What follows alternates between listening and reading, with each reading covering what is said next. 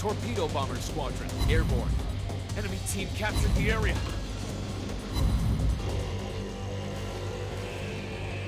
Enemy aircraft incoming! Enemy aircraft incoming! Attack target!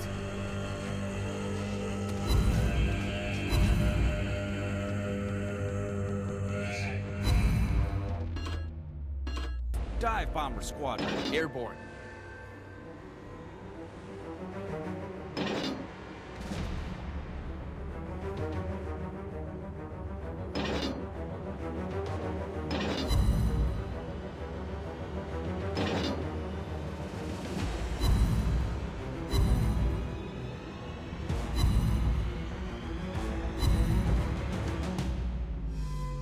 Attack target!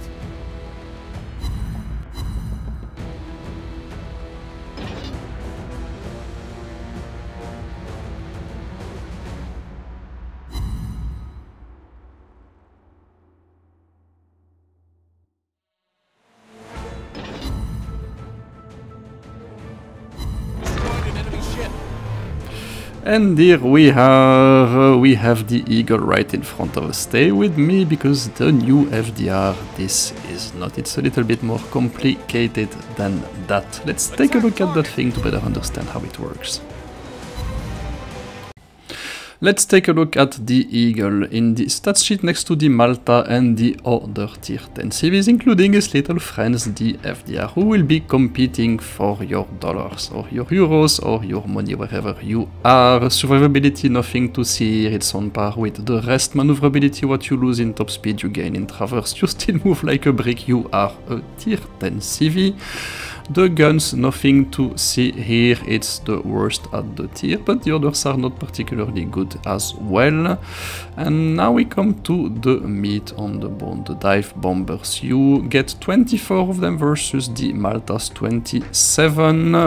4 bombers per squadron, each dropping 6 bombs per plane, so that's a little bit longer preparation time.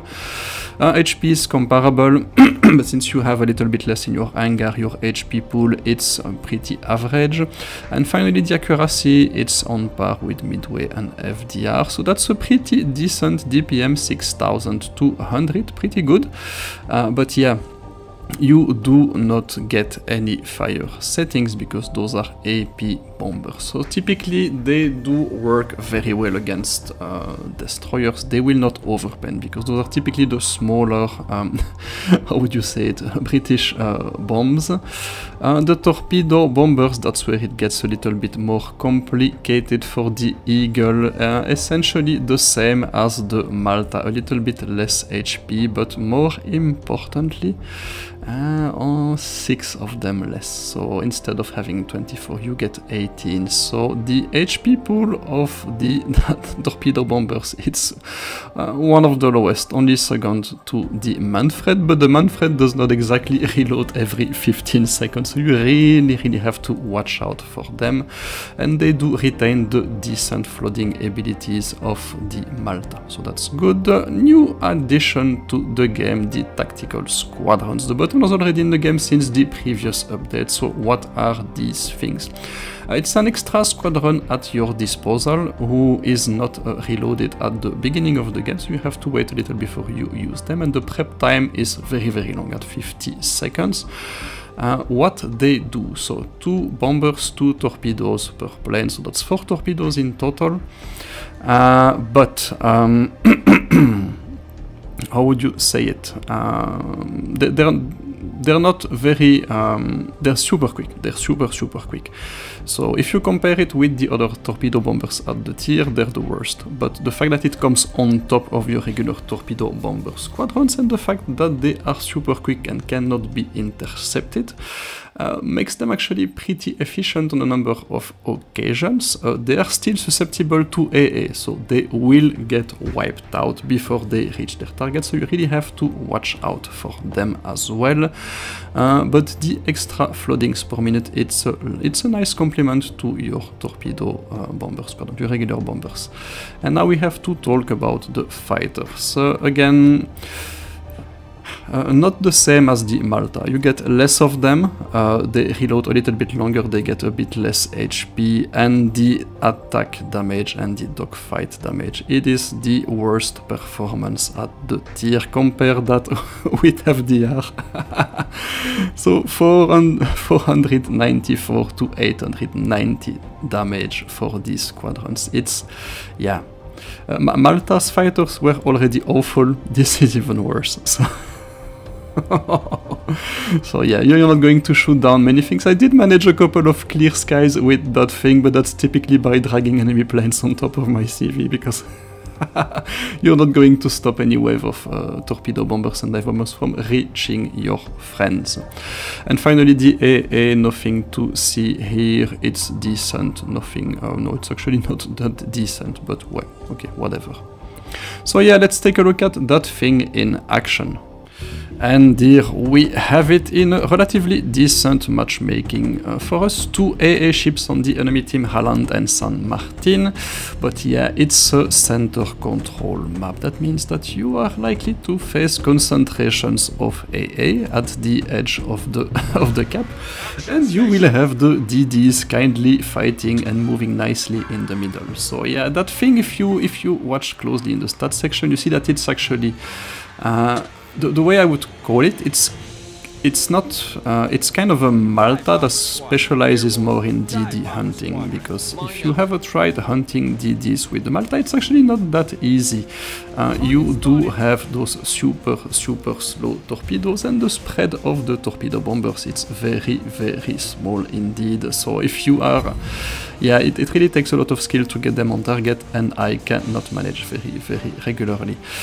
With this one it's a lot easier. First of all, you do have your AP bombers, which typically, I did test that in a training room, you can expect to be landing about 20% of your bombs with them on average, and that's going to give you somewhere around 4,000 damage per salvo on a regular strike. What you absolutely have to do is you have to remove the enemy fighters from the sky, because yeah, those torpedo bombers that you have in your essentially all your squadrons, they're fairly weak. And they're also not super quick, so they're very likely to get deleted before they reach their destination. So it's not a new FDR with regards to that. It's absolutely not the case. FDR, it's a completely stupid and retarded ship. You can just keep pressing that button and send your planes until the end of the battle. You're never gonna get deplaned with that thing. With the Eagle, you really have to watch out. And that's actually kind of an invitation to be taking care of destroyers, because that's typically where you will face the least amount of AA. So we do get a number of torpedoes after the bomb on that Yugumo, and now we actually call the tactical squadron, which is you're going to see it. Yeah, it's super fast. So it goes twice as fast as any regular torpedo bomber squadron. So it leaves a lot less time to the destroyers to react. But if you watch the previous sequence, you see that the spread is also pretty big, so you're unlikely to be landing those 4 torpedoes on target all the time. I did manage it a couple of times, but it's very rare, to be honest. It's more like 2-3 torpedoes per thing. But honestly, their purpose is not really to be dealing damage, because yeah, you've seen that thing, it does not have any source of fire damage.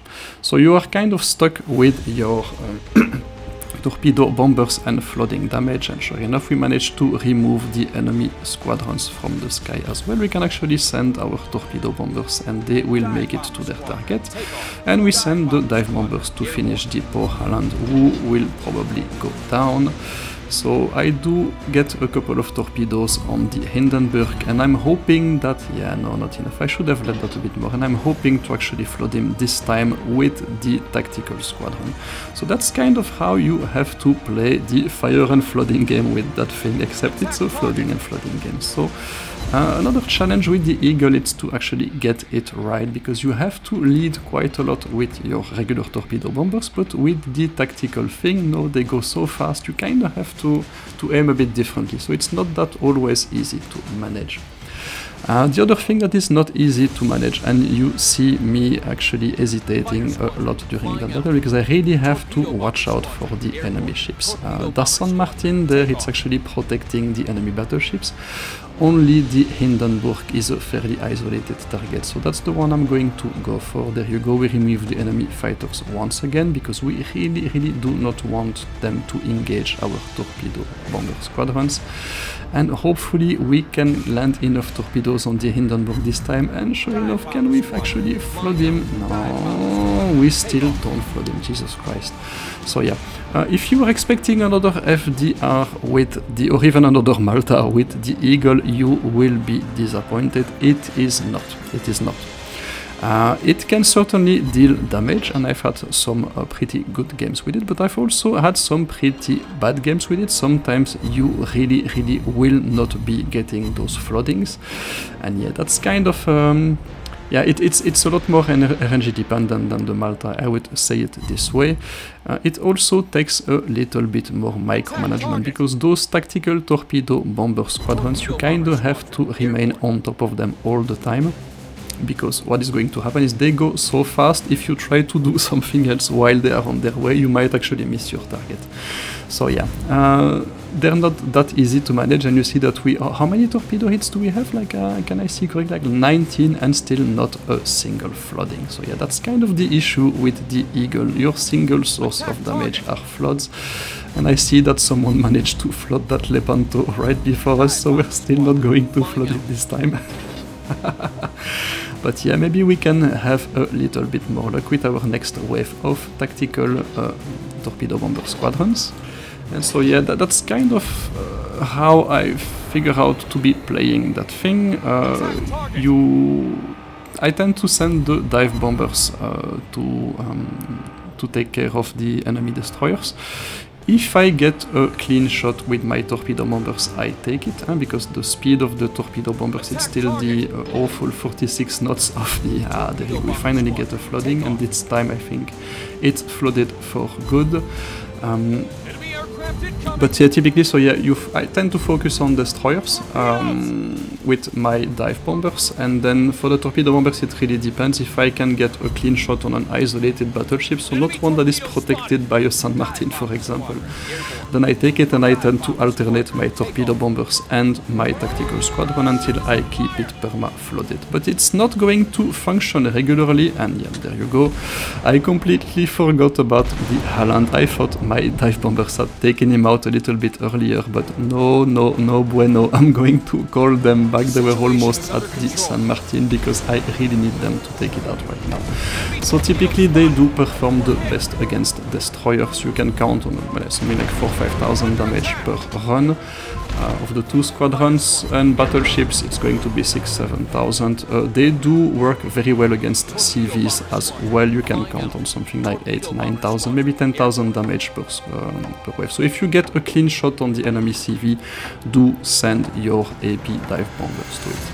Okay, time to debrief the Eagle. Should you buy it? Well, for me, it's the Malta is a little bit stronger. This one is a little bit more focused on hunting DDs, but it sacrifices a lot of damage potential against battleships. No fire chances on this, and the fighter performance is worse. It's not as good as a nuker as the Hakuryu, and of course it does not get the stupidly strong fighters. Yeah, just check this out, like 7 aircraft destroyed in that game only. It's not as strong as the FDR in terms of fighters, and it does not get an unlimited hangar and unkillable planes. So yeah, you're not really able to defend your team as well with that thing. So you do get those new tactical squadrons, quite nice, but whether that justifies the price tag for a tier 10 CV is entirely up to you. I personally probably will skip this one. And that was my take on the Eagle. See you soon. In the meantime, stay safe, take care. That was DFA signing out. Bye bye.